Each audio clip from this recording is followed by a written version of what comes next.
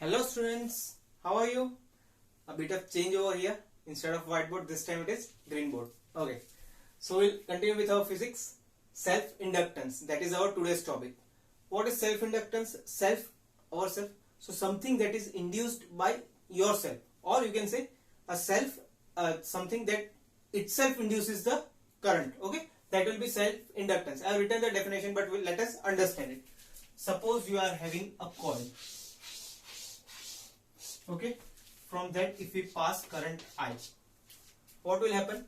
If current is passing through this coil, there will be magnetic field around it, and due to that magnetic field there will be magnetic flux around it. Okay, now let us take the second condition. If current is changing, if current is changing, or you can say continuously varying. Okay, either it can decrease or either it can increase. We'll take both the conditions. First condition, let us take if current increases. If current increases, what will happen? As the current is increasing, if it is continuously increasing, then the magnetic field associated with this coil will also increase. And if the magnetic field associated with this will increase, the magnetic flux linked with the coil will also increase, which means that there will be change in magnetic flux. And if there is change in magnetic flux according to Faraday's law, there will be induced EMF produced. And if there is induced EMF produced, there will be induced current. So by this, what will be, due to changing current, what will happen? There will be change in magnetic field. Due to change in magnetic field, there will be change in flux, and due to that flux you will have induced EMF, and due to induced EMF there will be induced current. Due to this induced EMF there will be induced current. Now let us try to know what is the direction of this induced current. What is the direction of this induced current? Suppose for this condition, say I is increasing. If I is increasing according to Lenz's law, okay, according to Lenz's law, what will be the direction of induced current? It will always try to oppose the cause that is producing it. It will always try to oppose the cause that is producing it. Son kills father, that we have done. Okay, so here if the current is increasing, what will happen? It will increase the magnetic field and increase the flux, and due to that increase in flux, what will happen? There will be induced EMF. So what induced current will try to do? Induced current will try to oppose this current. It doesn't want the current to increase. If current was continuously increased, then this induced current is like opposing it. It will try that it should not increase. In any condition, it should not increase. So to compensate the increasing current, what it will do? It will try to produce another current that is going in the opposite direction. That is our induced current. Okay, I am not writing it over here. This is induced current. So it will oppose the system. Here I will write opposes. Okay, so induced current opposes. Now if we take the second condition, in which I is decreasing. In which I is decreasing. Suppose there is a current passing I. If I decreases, what will happen? Magnetic field will also keep on decreasing. If the magnetic field decreases, what will happen? Flux will decrease. And if flux is decreasing from some point to another point, there will be change in flux. If there is change in flux, then again according to the Faraday's law, there will be induced EMF. Okay, so once again there will be induced EMF, and due to that induced EMF there will be induced current. Now this time what will be the direction of current? According to Lenz's law, what the induced current wants to do? It wants to oppose the change, or it wants to oppose the cause that is producing it. What is producing it this time? The decrease in current is producing it. The decrease in current is producing it. So what this induced current will try to do? It will try to increase the overall current. So this time what it will do? If current is decreasing, it will be in the same direction, so that the magnetic field does not decrease and it keeps constant. It tries to keep the magnetic field constant. So here what it will do? Here it will support. Induced current in this case will oppose the actual current, and in this case it will support the actual current. Okay, In first case, if I increases, then induced current is in this direction. If I decreases, induced current is in this direction. So from this it is very clear what is self inductance. Okay, this current produced, induced EMF produced or induced current produced is known as self inductance. Okay, let me explain what is the exact phenomena. If the according to definition, if we change the current in the coil, magnetic field changes and the magnetic flux linked with the coil also changes, and due to this gives birth to induced EMF and induced current in the same coil. Induced current and induced EMF are produced in the same coil, as we have discussed. So this phenomena is known as self inductance, because the coil is producing the EMF as well as the current inside itself only. खुद से वो जन्म ले रहा है. If I am the coil, then induced EMF and induced current is produced inside me. So it is known as self-inductance. Okay. I hope this much is very clear to you. Then I'll rub this on. Okay.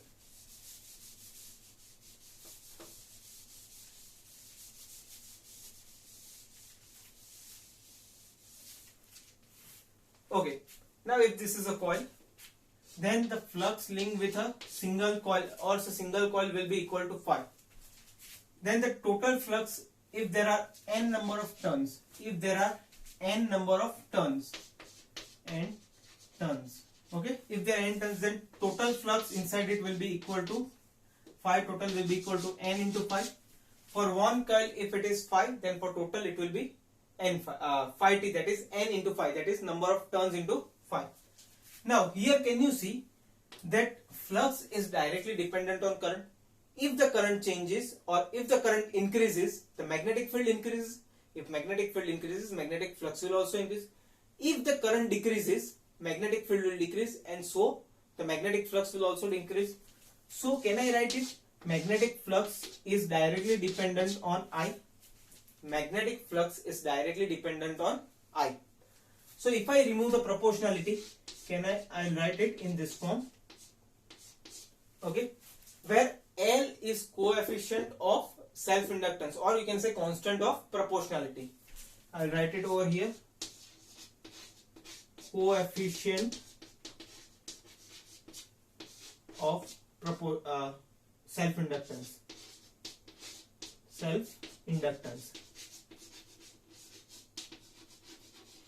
Okay, this is coefficient of self-inductance.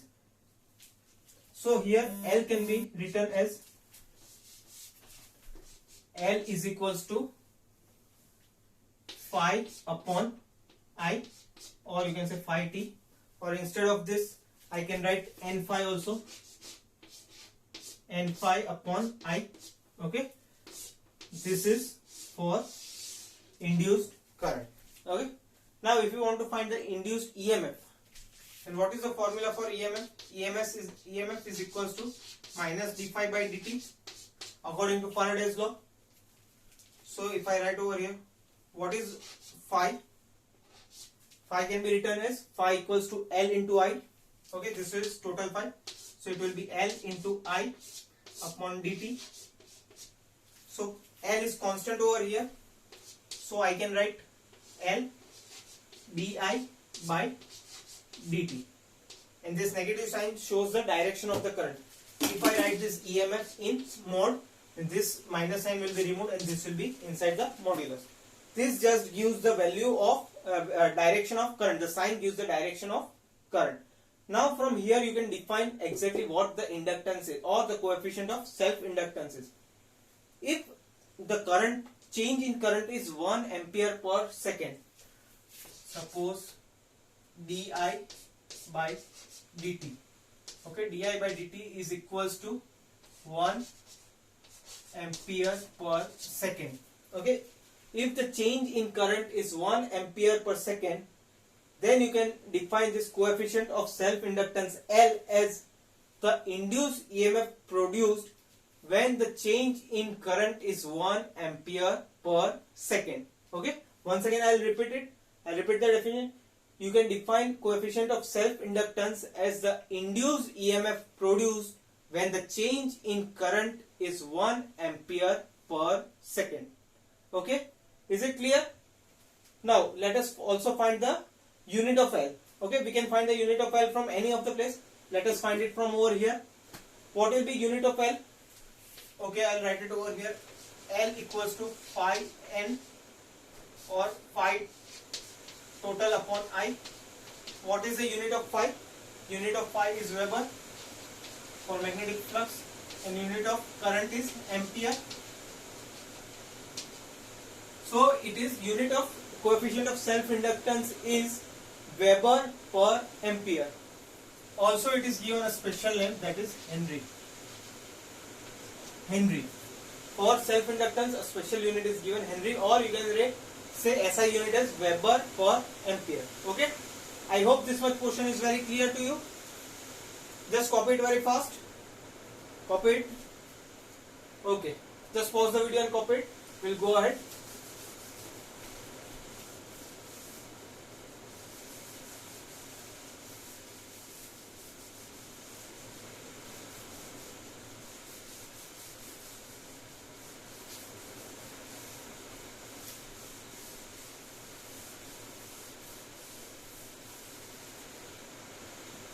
Okay, now let us say what is self-inductance for a long solenoid coil. For a long solenoid coil. Okay, suppose we are having a long solenoid coil. Okay, with n turns. Then we can write small n is equals to n by L. Suppose this coil is of length L. This coil is of length L. I'll write it small l. Okay. What is this n? Number of turns per unit length. Number of turns per unit length. We have discussed this also while studying of solenoid. Okay. So what will be the flux inside it? Flux will be equal to B into A. B into A. B is magnetic field, A is the area vector, and this is just for one single coil. If we want to find flux for total, then we need to multiply it with N. We need to multiply it with number of turns. Okay. So what is the value of magnetic field in a solenoid? It is mu 0 n I. Just revise your terms. What is the current flux magnetic field through a solenoid? It is mu 0 n I into area into n. Can I write this n as small n into L? Because we already have a small n over here. It will be equal to n into L. Okay, can I write it in this form? Yes. Now what is the value of phi t? We have already done this. It is equals to Li. So can I write the value of this as L into I? L into I will be equal to mu 0. N will become n square. N square I into A into L. Okay. So I will get cancelled from both the sides. So the coefficient of self inductance will be mu 0 n square A L. This will be the coefficient of self inductance, or you can say self inductance of a long solenoid coil.